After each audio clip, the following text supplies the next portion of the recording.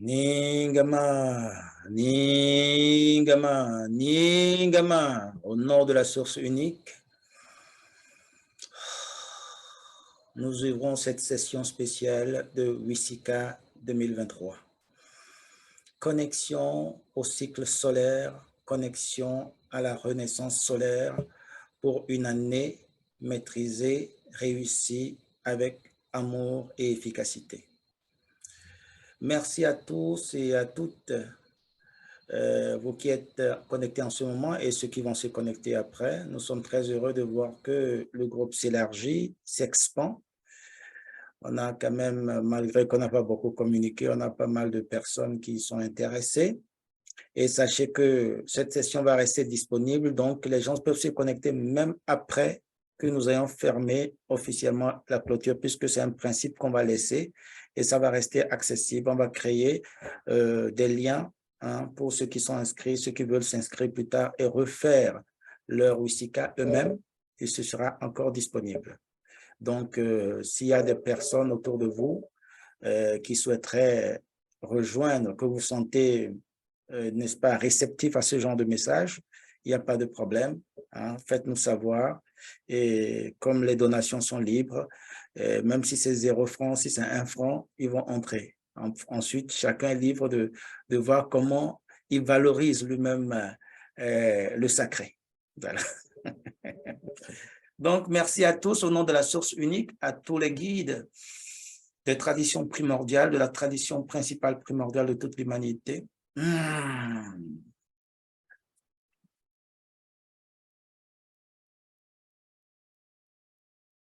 Ningama, au nom de la vie infinie, pure et parfaite, vie infinie, harmonie, je vous salue. Nkuka, Abalotum vous salue. Mbote mbote à tous, Akwaba, Akwabo, Mikabo, Kabte, Miaweson. Nous ne pouvons pas commencer des sessions publiques comme ça sans essayer de préciser un certain nombre de principes qui nous permettent d'évoluer dans la bonne direction. J'espère que tout le monde m'écoute bien jusque-là. J'espère qu'il n'y a pas de défaut quelconque. Voilà, parce que là, quand on va y entrer, quoi. Voilà. Quelqu'un peut me confirmer si tout est bon, 5 sur 5? Super. Matondo, Papa Bachirou. Voilà, toujours au poste.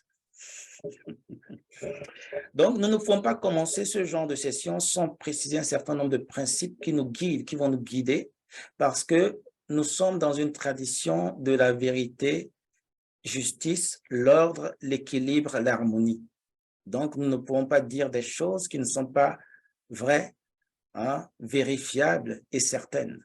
Mais nous allons nous baser sur tout ce que les anciens ont pu faire et ce que nous-mêmes nous avons pu expérimenter par rapport à ce qu'ils ont laissé. Parce que dans notre tradition, on ne peut pas dire des choses qu'on n'a pas faites soi-même.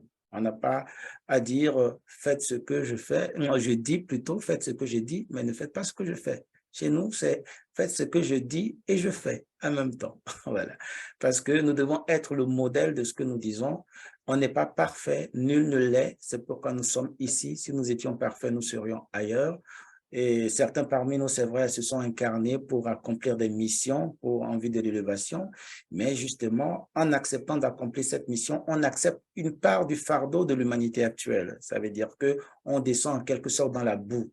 Si quelqu'un est dans la boue et tu veux le retirer de là, c'est difficile de ne pas te laisser tacher par cette boue, peu importe qui tu es. Donc, nous restons toujours des êtres perfectibles.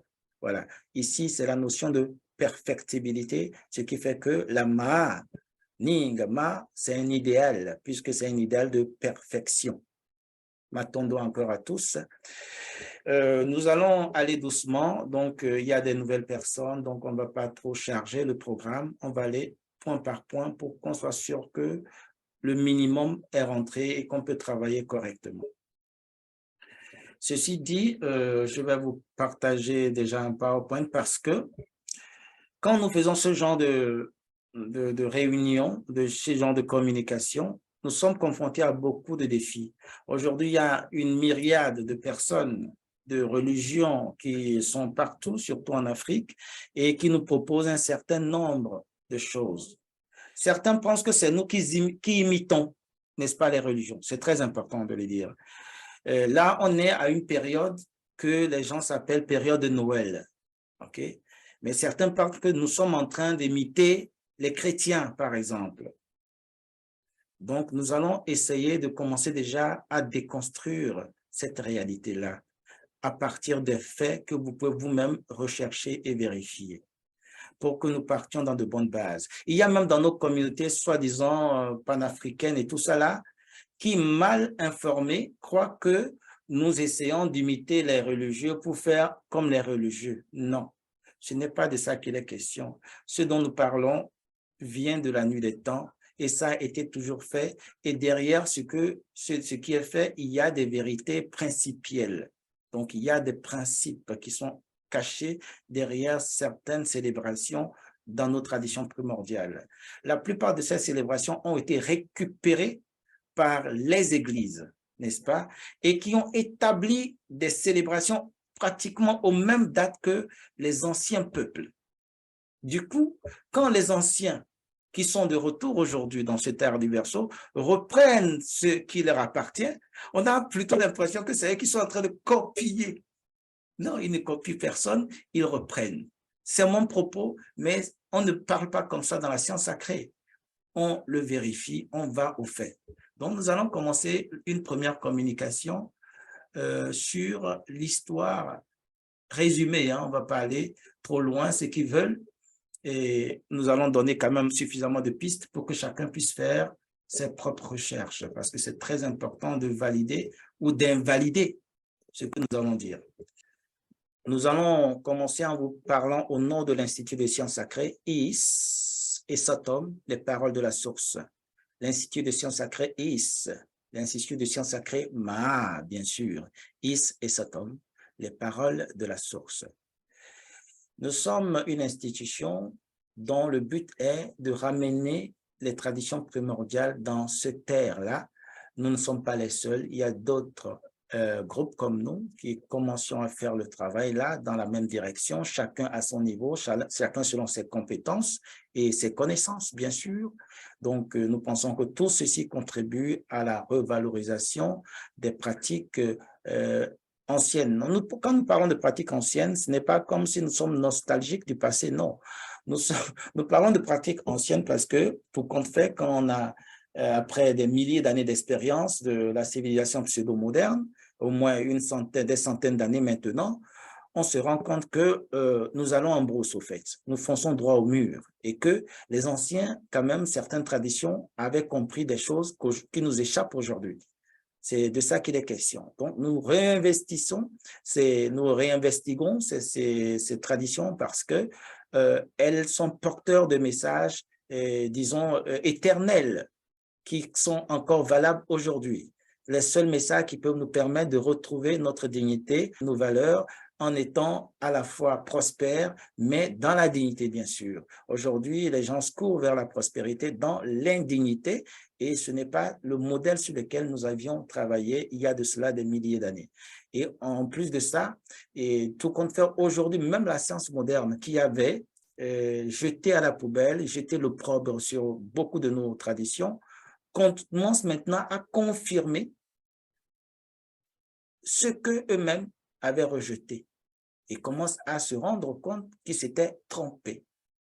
Noël, qui est la fête qui va arriver prochainement dans le monde entier, vient du latin natalis, qui veut dire naissance. Sauf que dans l'histoire, il n'y a aucune source sérieuse qui nous permet d'attester que Noël est une fête historique, qu'il y a eu réellement une naissance comme ça célébrée, notamment en Judée. Non, non, non. Historiquement, on n'a pas trouvé de traces. Voilà. Puisque dans l'histoire de la chrétienté même, c'est le pape Jules Ier qui est l'auteur du jour de naissance de Jésus. Donc, le jour de naissance de Jésus, c'est comme un roman, puisqu'il y a un auteur. Voilà. L'auteur, c'est le pape Jules Ier, à l'an 337 de notre ère, qui a décidé de retenir le 25 décembre, pardon, comme le jour de naissance de l'enfant Jésus.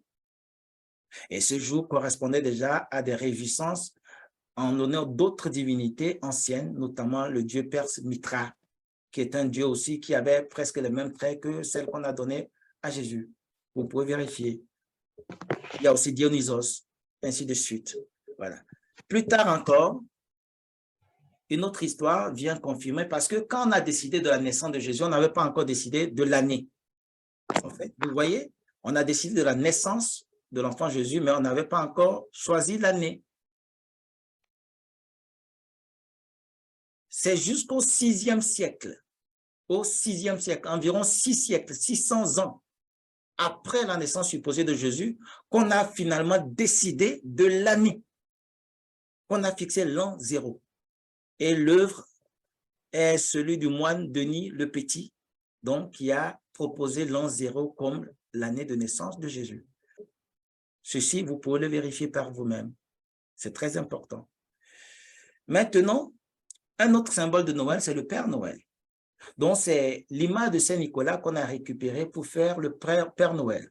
Voilà.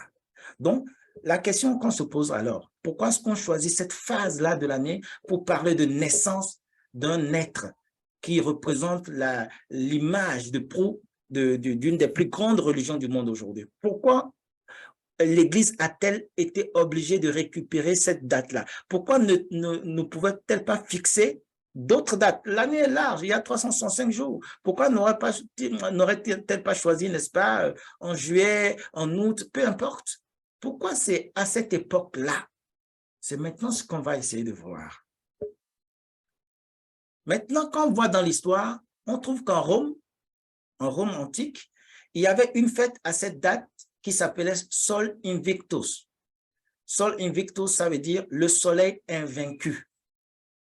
Ça veut dire que, comme je l'ai dit dans ma vidéo d'introduction ou dans l'audio d'introduction pour ceux qui ont suivi l'audio, vers le 19 au 21 décembre, on retrouve ce qu'on appelle le jour le plus court de l'année qui symbolise la mort du soleil, puisque le jour est très court, la nuit est plus longue.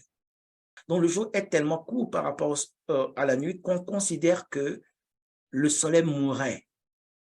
Et 3 jours plus tard, autour du 24-25 décembre, le jour commençait à regagner des minutes sur la nuit. C'est-à-dire le jour commençait à se réallonger. Donc, on considère que le soleil est victorieux, a vaincu les ténèbres, selon eux, dans l'imaginaire, n'est-ce pas, des peuples de la Rome de l'époque. Donc, on avait institué cette date qui s'appelle Sol Invictus ou Soleil invaincu. Ça, c'est historique. Ce n'est pas la naissance de Jésus, ça, c'est vérifiable. Vous pouvez trouver même jusqu'alors des documentations là-dessus. Mais la naissance de Jésus le 25 décembre n'est pas vérifiable historiquement. Qu'est-ce qui est encore vérifiable à cette époque? Ça s'appelle les Saturnales.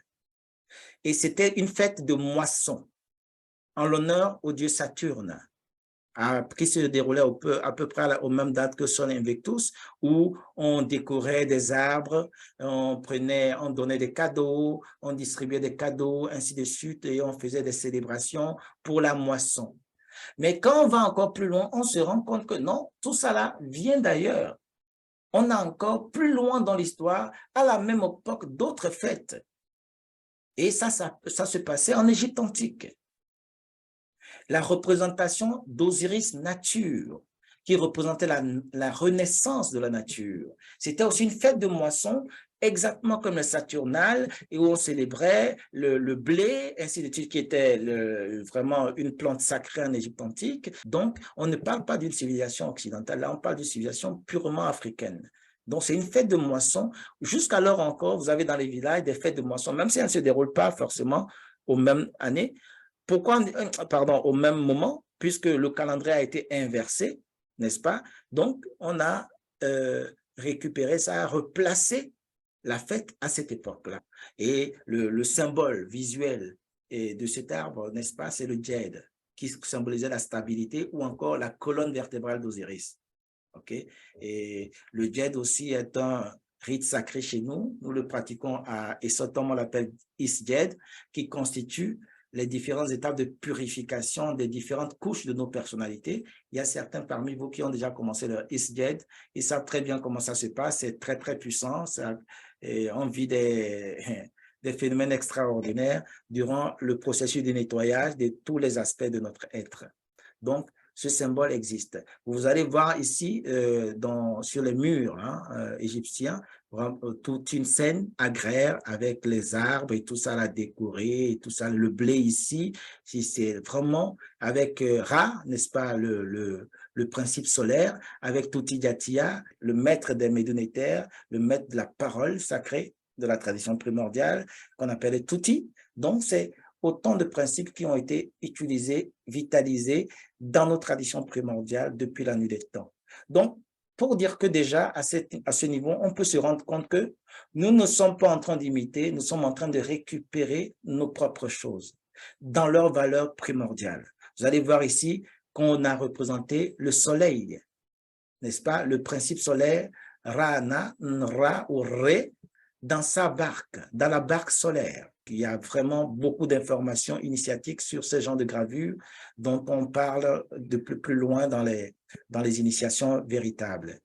Donc, en résumé, vous allez voir, en Égypte antique, donc, il y avait l'arbre sycomore, puisqu'en Europe, ils n'avaient pas le sycomore, ils ont remplacé ça par le pin.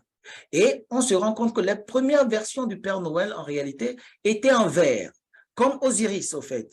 Comme Osiris en verre, qui représentait la nature, au fait. C'est plus tard, en réalité, c'est grâce à une publicité influencée par Coca-Cola que le Père Noël a quitté ses habits verts pour devenir rouge. Symboliquement, ces dates représentaient, ces moments représentaient ce qu'on appelle la Renaissance. Les jours où la fécondation de Nout et Geb, la voûte céleste, et la terre donnait naissance à nos grands ancêtres. Il y a Osiris, Isis, Seth et Nephthys et Horus l'Ancien. Ou alors, dans la tradition Congo, ce qu'on appelle Maou Ngu, ça fait Maou Ngu. Il y a aussi donc le couple Maa-Nga et Tat-Anzambe Yatam. Voilà.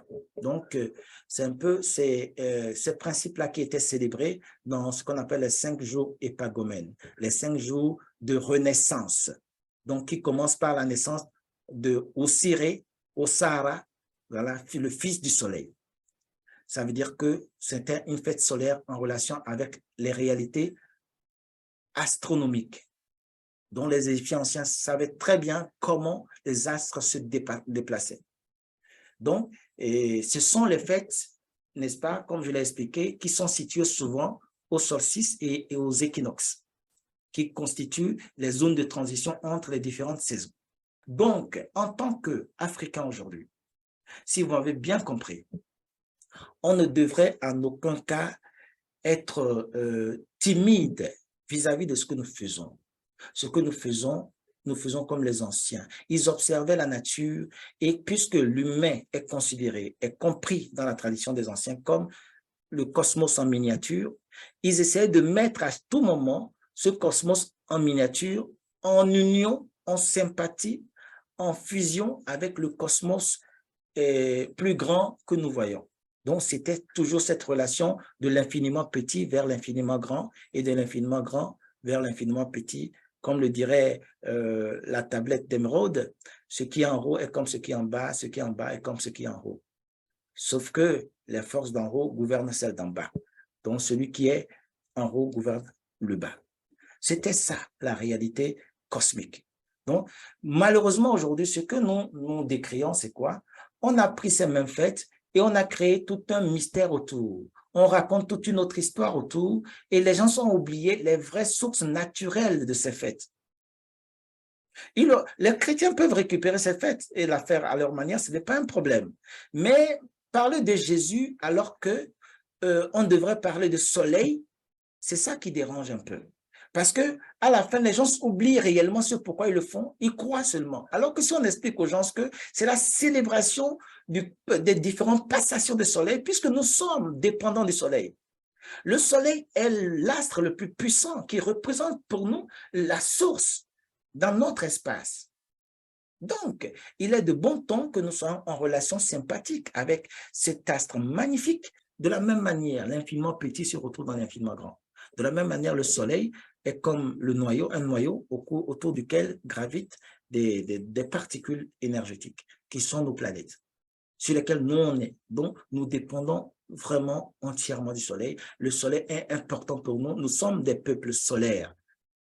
Nous avons été appelés des Sahara, c'est-à-dire des fils et des filles du soleil. C'est de ça qu'il s'agit. Donc, il est important que nous retrouvions la mémoire de ce que nous faisons réellement à ces époques-là. C'est pourquoi tous les Wissika sont précisément arrimés selon le positionnement vraiment des solstices et des équinoxes. Nous sommes dans le solstice d'hiver, voilà, qui est exactement le 21 décembre. Donc, nous, on commence à faire le travail, puisqu'à partir du 21, le soleil va monter. Nous sommes en train de descendre avec la mort symbolique du soleil. C'est le moment de retourner, n'est-ce pas, à la source. C'est le moment de retourner à la source pour nous revitaliser. Les jours se succèdent, ne se ressemblent pas. De la même manière, les années se succèdent, ne se ressemblent pas. Chaque année vient avec son énergie. Nous devons nous arrimer avec les énergies des années. Nous devons nous arrimer avec les énergies des jours, des mois, ainsi de suite, pour que nous puissions être en harmonie avec le cosmos qui nous entoure. Voilà un peu la première partie de cette introduction pour que nous puissions partir sur de bonnes bases. OK? Voilà.